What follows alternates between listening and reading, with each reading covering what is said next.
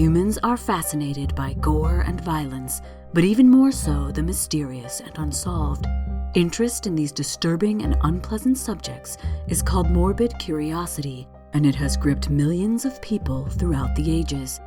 I am one of those people. My name is Hallie, and this is the Morbid Curiosity Podcast.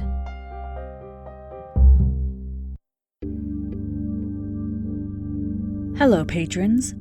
This episode is going to be a bit more casual, as it's hard to talk about everything I want to talk about under the umbrella of this topic without just listing things. So I'll give some historical context and then discuss some of the better-known obsolete terms for disease. Some silly and some offensive, and then a list of just some fun terms that aren't used anymore. If you like this type of episode, I have enough info to do a similar episode on obsolete medical theories. There are some wild ones out there, so let me know if you'd like to hear about those as well. I also apologize for anything I pronounce incorrectly. I only speak English, and even my English isn't flawless. Some older medical terms, and probably some modern ones too, reference stereotypes about groups of people. I and the MCP do not endorse or support such terms or views. The goal of medicine is to heal, but it's also caused harm throughout history. As this podcast is very much about acknowledging that harm, I hope to reveal and acknowledge it for some of these medical terms, and spark conversation in hopes of a more inclusive future. Medical terminology has a deep history in Latin and Greek languages, as some of the most prolific medical writers, such as Hippocrates and Galen, wrote in these languages. Numerous other languages, including Arabic, Chinese, and Spanish, have also contributed to medical terminology. Around the time that the Romans conquered Greece, which was about 150 BCE, medical records were chronicled by hand to create medical books. Most of the terms for symptoms and conditions were in Greek or Latin, and described the physicality of the condition. For example, the term dysentery, which is a condition in which the affected person suffers from diarrhea, nausea, vomiting, and stomach cramps, is made up of a combination of two Latin words, dys meaning painful, and entera meaning bowels, painful bowels. Quite a good description of how one feels when they have dysentery. Some ancient terms in their original forms are still used unchanged today. Some have retained their meaning, but their spellings have changed, and some words have the same spelling but a different meaning. New words have also been created using ancient Latin and Greek roots, but would be meaningless to an ancient Greek or Latin speaker. After the fall of Rome around 476 CE, most Latin and Greek medical texts were lost or buried out of sight in Europe. This was due to Europe breaking up into smaller regions and focus shifting to agriculture. Some texts did survive in the libraries of monasteries. Arabic physicians retained a lot of these texts and translated them into Arabic.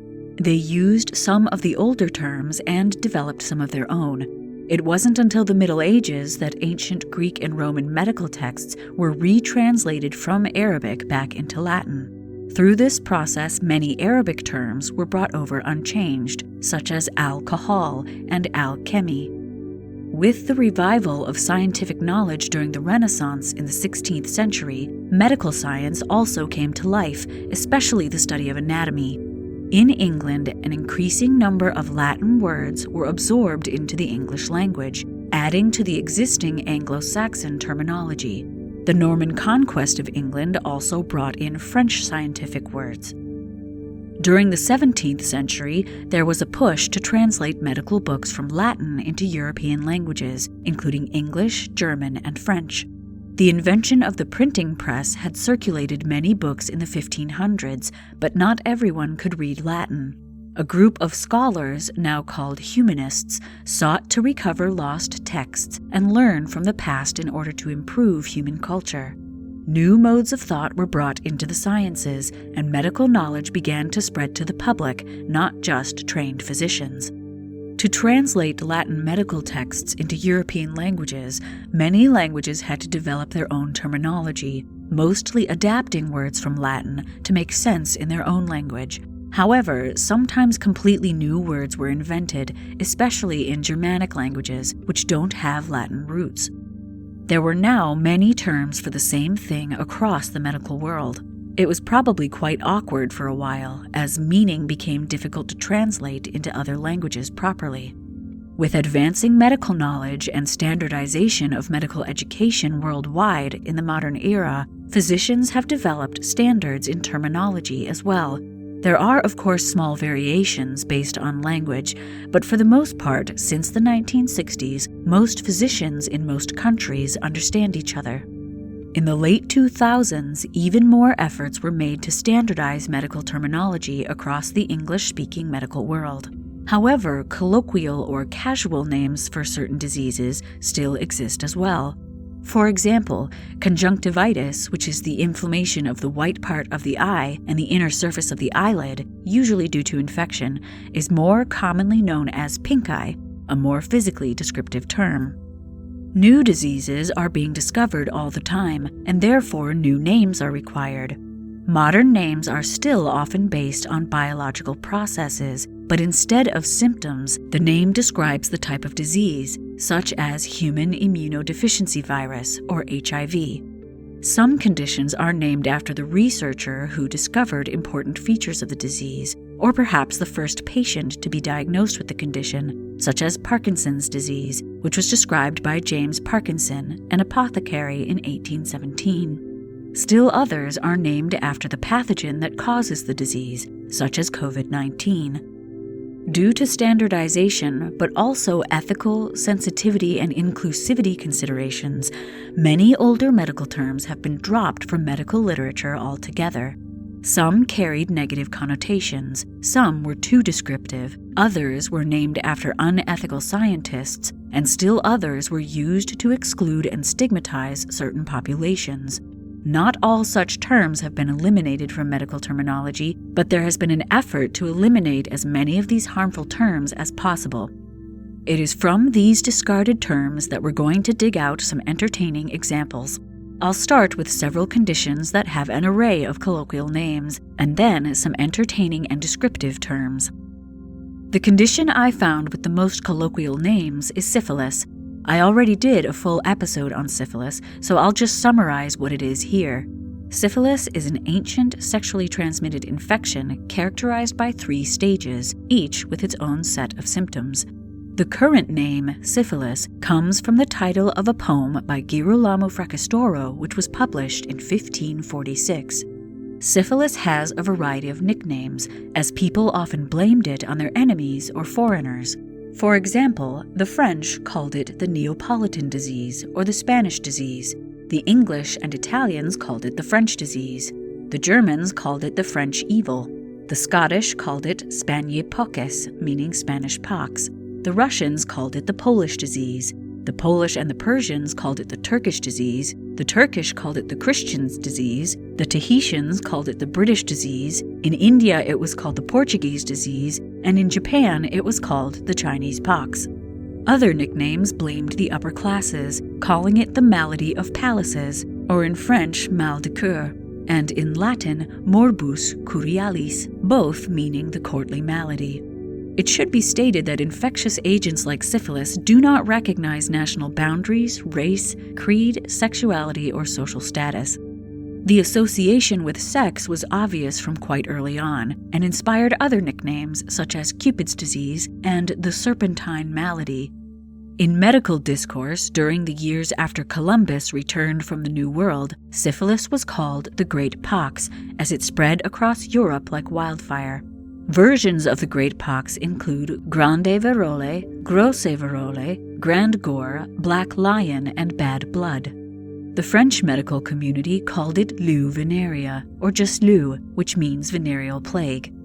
In the mid to late 1800s, it was called pudendagra, which is a hybrid of the Latin term pudendum, meaning genitals, specifically women's genitals, and dagra, meaning pain. It was also called the Great Imitator, as the many stages could be confused with other diseases. Tertiary syphilis, which is quite pronounced and causes symptoms similar to dementia, was given its own nicknames, such as softening of the brain and general paralysis of the insane. Thankfully, today, syphilis can easily be treated with antibiotics. Another condition that had many names was typhus. The word typhus comes from the Greek word typhos, meaning heavy stupor, which refers to one of the later symptoms of the disease. Some researchers think it also refers to the Greek word typhein, meaning to smoke or smoky. It should be noted that the word typhoid means typhus-like, and that typhus and typhoid are distinct diseases caused by different types of bacteria. The term typhos was originally used by Hippocrates to define a confused mental state with a tendency to stupor. The collection of symptoms that would later be known as typhus was also sometimes called pestilential or putrid fever. In 1760, French physician Boissier de Sauvage used the term typhus fever for these symptoms, and the name was adopted in 1769 by William Cullen, founder of the Royal Medical Society of Edinburgh. This solidified the designation for English-speaking medical practitioners. Typhus is a group of diseases caused by bacteria spread to humans by flies, lice, and chiggers. This includes scrub typhus, murine typhus, and epidemic typhus. Fleas spread murine typhus, body lice spread epidemic typhus, and chiggers spread scrub typhus. In most forms of the disease, the feces or salivary glands of the insect contain large numbers of rickettsia bacteria. The feces or saliva contaminates the site of the bite, infecting the victim. Symptoms include acute fever, chills, headache, muscle aches, and uneasiness. There may also be a prominent scab or eschar at the site of the bite. In most forms of typhus, symptoms usually develop 1 to 2 weeks after exposure. Epidemic and scrub typhus are usually associated with more severe symptoms, which typically begin suddenly. A flat, macular rash often develops on the trunk after 5 to 6 days and may spread to the entire body except for the face, palms, and soles of feet. As the illness progresses, there may be severe cough, hemorrhagic rash, and delirium. Epidemic typhus is the most common and prolific of the three and is still a serious risk in conflict settings and refugee camps. Without antibiotics, it can be fatal. Because of its fast-spreading nature and its prevalence in cramped, unhygienic conditions, typhus has gained a variety of nicknames, most of which reflect the conditions in which it occurs. Names include jail fever, war fever, camp fever, ship fever, and hospital fever. It's also got several other names including nervous fever, putrid fever, malignant fever, and spotted fever, the last of which is a version of the disease which is spread by ticks. The first reliable description of typhus came from the 1489 War of Granada during the Spanish siege of Baza. 17,000 people died of typhus in that siege. A prison sentence was often considered a death sentence in Europe due to the proliferation of typhus in prisons. Trials were often a source of outbreaks that spread outside of prisons. Typhus was also a huge issue during World War I and World War II, both in prisons and army camps. Tuberculosis is another disease which has long plagued humanity. Tuberculosis, abbreviated TB, is a bacterial infection that usually affects the lungs. It's spread via water droplets when infected people cough, sneeze, or spit. Those that are affected but asymptomatic don't feel sick and aren't contagious. Only a small proportion of people who get infected with TB bacteria will get the full-blown disease. When the disease takes hold, symptoms are mild for many months, all the while being incredibly infectious. Common symptoms of TB include prolonged cough, sometimes with bloody sputum, chest pain, weakness, fatigue, weight loss, fever, and night sweats. The symptoms people get depend on where in the body TB becomes active. While TB usually affects the lungs, it can also affect the kidneys, brain, spine, and skin. The name tuberculosis comes from the Latin term tuberculum, meaning small swelling, the diminutive form of tuber or lump. Tuberculosis, then, is a combination of both the word tubercle and the Greek suffix osis, which signifies an abnormal or diseased condition. This name refers to the tuberculosis of the skin and lymphatic system, which causes lumps and sores. Around 460 BCE, Hippocrates described the symptoms of TB and named the condition phthisis, or consumption. This name refers to the fact that the disease would lead to a wasting away of the body.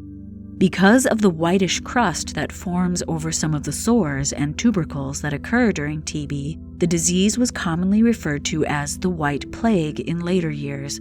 It was also called the Long Sickness. There are several names for conditions in which TB infects other parts of the body. Scrofula was a term that meant generalized swelling, but eventually it came to mean the swellings of the neck caused by tuberculosis spreading to the lymphatic system. This was also referred to as the king's evil, which originates from the Latin morbus regius, as it was thought that only a touch from the king could cure it. Pott's disease of the spine is the name given to the set of symptoms that occur when TB infects the vertebrae around the lungs. It can also spread to the central nervous system, causing symptoms similar to meningitis, as well as neurological and behavioral changes. A total of 1.6 million people died from tuberculosis in 2021, including 187,000 people with HIV. Worldwide, TB is the 13th leading cause of death and the second leading infectious killer after COVID-19. Tuberculosis is treated with antibiotics over a period of 4 to 6 months. When it doesn't respond to standard drugs, it's called drug-resistant tuberculosis and requires more toxic treatment with different medicines. A condition that has generated widespread stigma from the beginning of documented history is epilepsy. Epilepsy is a seizure disorder in which abnormal electrical discharges in the brain cells called neurons causes the body to convulse, either briefly and undetectably or prolonged and dramatically. These seizures are recurring and appear to have no underlying cause. Because an understanding of the central nervous system is key to understanding epilepsy, the cause of the seizures was a mystery for most of human history. The world's oldest description of an epileptic seizure comes from a text in Akkadian, a language used in ancient Mesopotamia. It was written around 2000 BCE, and the seizure was thought to be caused by the god of the moon. Hippocrates was one of the first to propose a natural biological cause for epilepsy, but his hypothesis didn't gain traction until the late 17th century. In the humoral system of medicine, epilepsy was blamed on phlegm, which can block up the brain, causing seizures. First-century physician Aretaeus proposed epilepsy was a bodily affliction that came and went with the moon, and could also be caused by demon or spirit possession. In the Bible, in the book of Matthew, chapter 17, verse 15, which was likely written between the 2nd and 3rd century CE, epilepsy is referred to as seleniazomai, which means to be moonstruck. In Inferno, the first part of his 14th century epic poem, The Divine Comedy, Dante Alighieri calls it the falling evil, or opellatio, meaning falls and knows not how, and attributes it to demons congesting the brain. The word epilepsy comes from the mid-16th century French word epilepsie, which in turn developed from the Greek epilepsia, with epi meaning upon and lepsis meaning seizure. In Old English, it was called phailseoch, meaning falling sickness. This name comes from the belief that the afflicted person was being pulled or fell toward hell during their seizures. Despite an early association with the head and brain, epilepsy has been deeply associated with the divine, evil spirits, demonic possession, sin, and witchcraft for as long as it has existed. It was known as the sacred disease, the gift, the vapors, the evil sickness, God's punishment, fits, and the great disease. Treatments have included exorcism, amulets, drinking blood, sacrifices, bloodletting, craniotomy, and lobotomy. Due to its association with the supernatural world, people with epilepsy were often feared, isolated, and discriminated against throughout history. A common association between epilepsy and the moon gave rise to another word we're going to explore: lunacy. The term lunacy was coined in the late 13th century, derived from the Latin word lunaticus, meaning moonstruck, where luna means moon. The Old English equivalent was monadseokness, meaning month sickness, or monseok, meaning moonsick. Originally, it only referred to epilepsy, but soon became synonymous with madness or insanity. The word lunacy or lunatic referred to periods of insanity which were believed to be triggered by the moon's cycle. In ancient Rome, the moon was thought to cause all sorts of conditions: fevers, rheumatism, menstruation, and seizures. In the 1550s, lunacy became a blanket term for any sort of mental disorder or difference. The word insanity, derived from the Latin prefix in, meaning lacking, and sanity, meaning sound of mind, was also used. In the late 1800s, early 1900s, lunacy became a legal term, meaning any unsoundness of mind sufficient to render one incapable of civil transactions or management of one's own affairs. It was only in 2012 that the word lunacy was removed as derogatory from all federal laws in the U.S. What qualified as lunacy before this step away from the word was variable, ranging from severe mental disorders like schizophrenia to neurodivergence to mood disorders such as depression and infectious diseases with mental effects such as tertiary syphilis.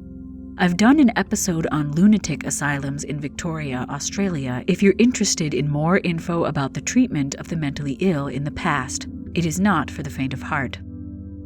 And now for something more lighthearted, but not too lighthearted. This is the MCP after all. Here are a few older terms for modern diseases. Some are silly, some are descriptive, and some are just plain weird. Gangrene, a condition which involves the death of bodily tissue due to a lack of blood flow or a serious bacterial infection, was previously known as mortification.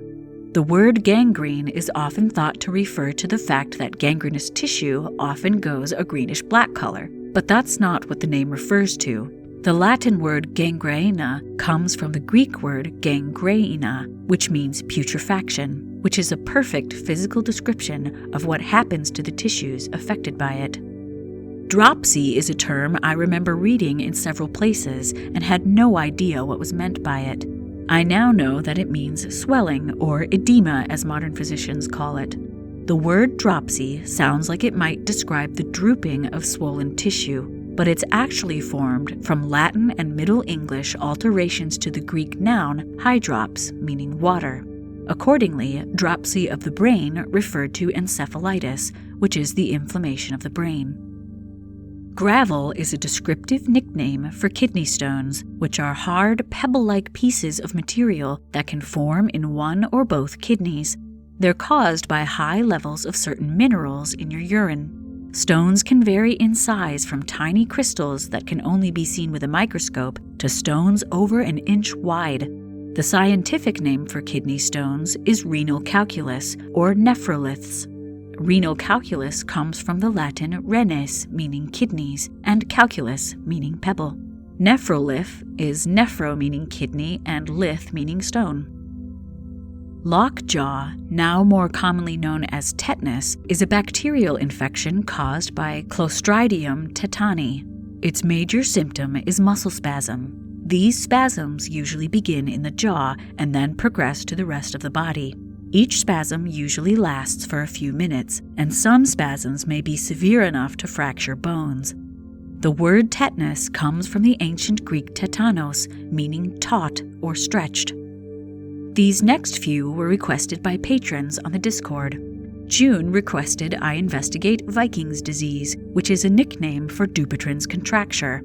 It's a condition that occurs due to shortening, thickening, and fibrosis of the palmar fascia, which produces a flexion deformity where one or more fingers is permanently bent in a flexed position. The cause is unknown, but there may be a genetic component. It most commonly occurs in Iceland, but the incidence is also high in Scandinavia. Because of this, the tradition goes that the disease originated with the Vikings, who spread it throughout northern Europe and beyond as they traveled and procreated. The name Dupuytren's contracture comes from a famous French surgeon. It's had other names such as Dupuytren's disease, morbus Dupuytren, palmar fibromatosis, and Celtic hand. In Scotland, it's been known as the Curse of the Maccrimmons since the 15th century, as it mimics the flexed fingers of adult male bagpipers. Also requested by June was the term Clyster. A clyster is a prettier word for an enema, which is an injection of fluid into the lower bowel by way of the rectum. The word originates in ancient Greek, Clyster, meaning a medicine applied via the rectum. While the ancient Greeks performed enemas, the procedure gained intense popularity in 17th century Europe. At the time, some physicians believed that all illness came from infarctus, or feces that was stuck in the colon, and purging it was the cure. Clysters became à la mode among French aristocracy thanks to King Louis XIV's ardent love for them. He had around 2,000 clysters during his lifetime. This theory of feces causing disease faded and then resurfaced in the late 19th century when it was referred to as auto-intoxication. Many products were invented to perform clysters, such as the Eager colon cleanser, the horseshoe-shaped internal fountain bath, and self-retaining rectal dilators, which were short rods of increasing size that were used by patients to increase the circumference of their anuses to prevent constipation. Thanks for that journey, June. Semi-related is the term piles, which was requested by Butts McGee. Piles are another name for hemorrhoids. The origin of this nickname probably comes from the Latin word pila, which roughly translates to balls. If you ever see an inflamed hemorrhoid, you will understand this nickname much better. Don't search it though, trust me. A hemorrhoid is an enlarged vein similar to a varicose vein, inside or on the cusp of the anus. They often cause pain, bleeding, and itching as they are agitated by the process of passing waste. Most piles occur internally, but disturbingly they can enlarge and drop down or prolapse so that they hang outside of the anus. Thanks for that, Butts. Another one somewhat related is the term effluvia, which means an invisible emanation, an offensive smell. It comes from the Latin to flow out. Basically, effluvia is a beautiful way of referring to a fart, or perhaps a smelly burp. On that note, here are some fun terms that I found while researching. Sanguineous crest is an older term for a scab, which I will now be using all the time. The term horripilation comes from Latin meaning to stand on end. This is the medical term for goosebumps. On a less fun note, the horrors is another term that uses the prefix horror. Historically, the horrors refers to two distinct ailments, a shuddering or shivering that is symptomatic of a fever, which we now call the chills or rigor, or a fit of depression or fright, which occurs occasionally as part of delirium. The horrors was also sometimes used to describe the trembling and delirium associated with alcohol withdrawal after prolonged alcoholism, which is now called delirium tremens. Okay, back to fun. Rhinorrhea is the medical term for a runny nose, with the Greek word rhino for nose and rhea meaning flow. And because you're dying to know, the dia from diarrhea means through in ancient Greek. Flow through. Descriptive. While we're on fancy names for mundane things, the medical terminology for ice cream headache is sphenopalatine ganglioneuralgia. The words are a combination of the parts of the head, sphenoid and palate, that the pain occurs in, and the word neuralgia, which means nerve pain. Formication, not fornication, formication is the word for the feeling of insects crawling on your skin, which you now all have because I said insects crawling on your skin. This one comes from the Latin formicatio, meaning to crawl like an ant. I think there was a recent meme featuring this Victorian phrase that was shared on the Discord. Got the morbs was a slang phrase that described a person afflicted with temporary melancholy or sadness. Morbs is an abbreviation of morbid. The word morbid has roots in the Latin word morbus, which means sorrow, grief, or distress of the mind. The British lexicographer Susie Dent described having the morbs as to sit under a cloud of despondency. I think we should reclaim this phrase as a way to describe the feeling or urge to immerse oneself in something morbid, such as stories of murder, dark history, or frightful folktales. And with that call to action, we've reached the end of this patron-only episode. I hope you enjoyed it and can't wait to share the next one with you. Until then, make sure to tend to your spark of morbid curiosity.